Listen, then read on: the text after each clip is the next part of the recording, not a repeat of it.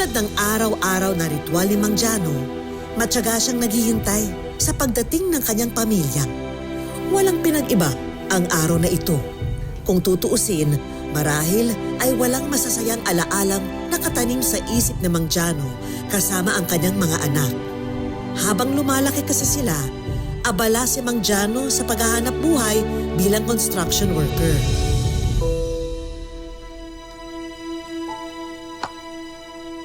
Oh, humin ka lang. Nandito na si tatay. Ay nako, isang linggo na doon sa construction. Puro na lang trabaho yan si tatay. Walang ginawa dito.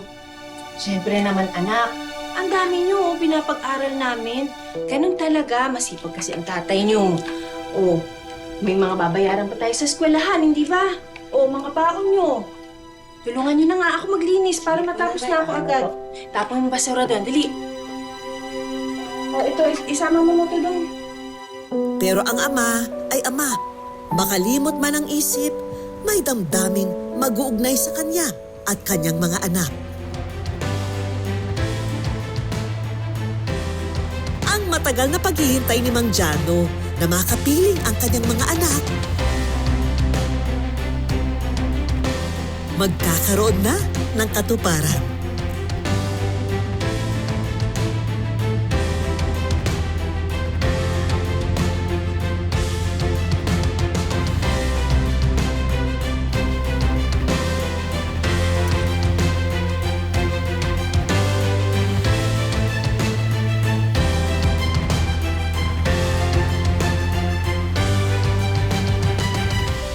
Pa!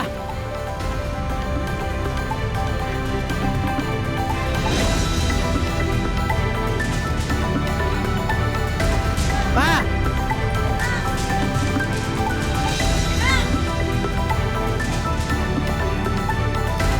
Pa!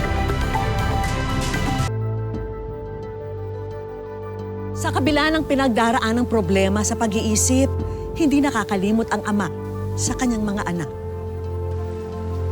Matyagang naghihintay si Mang Jano na muli niyang makakasama ang mga anak.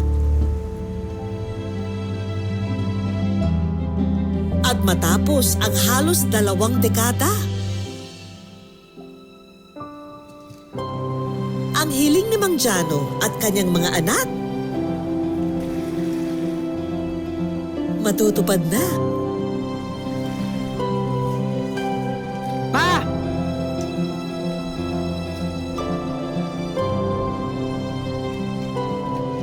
Pa!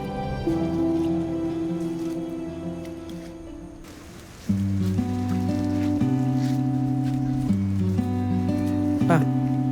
Uy! Sa Pa. pagbuhos ng Wala na pa ako? ulan, minamasdan Kita sa mga mata ni na Jessie at Jerome ang tuwa nang mahawakan nila ang kanilang ama. Pilit ikuhin ang iyong mga mata sakaling ika'y mawala. Si Sharon na kinakabahan nung mga oras na yun, muling hinarap ang kanyang dating asawa. Kumusta ka na? Uy, nakikilala mo pa ako? Sana inalaga kung nandun ka sa batan na natili ka sa batan. Sana ngayon, hindi ka ganyan. Sana hindi ka ganyan. Ha?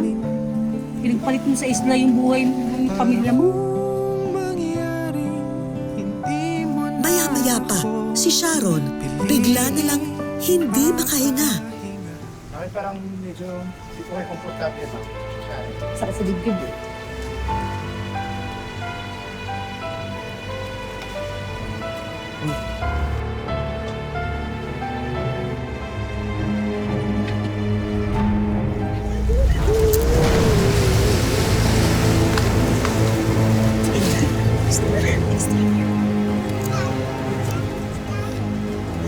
Si Mang Jano, natahimik at tila walang reaksyon kanina.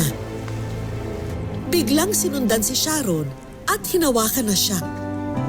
Sarili ay ihahanda sa maaring Ano kaya ang kakahinatnan ng tagpong ito? Nakikilala na kaya ni Mang Jano ang pamilya niya? palaya. Kung sakaling ganun